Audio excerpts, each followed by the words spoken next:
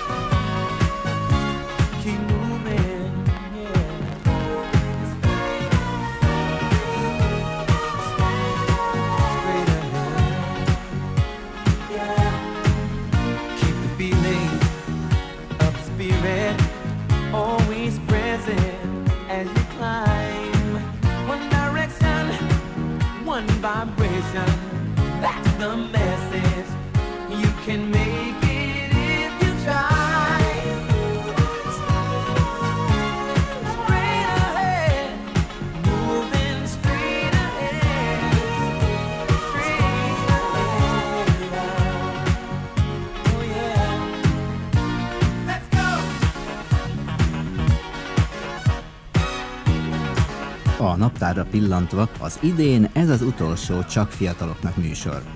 És mi reméljük, hogy a most hallott vidám, jó ritmusú dal jelzi majd, hogy jövőre ugyanilyen és ehhez hasonló vidám vagy szép dallamú felvételek seregével szórakoztathatjuk majd el önöket.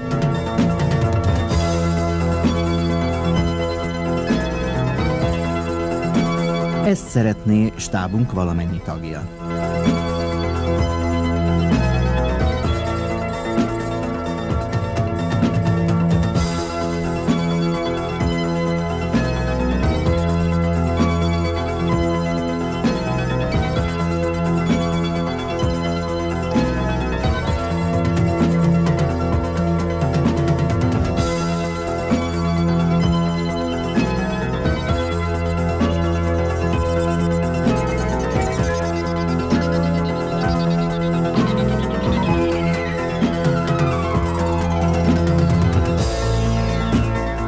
A zenei munkatárs Bánsági Éva volt. A felvételt Pél Andrea és Zsoldos Mari készítette.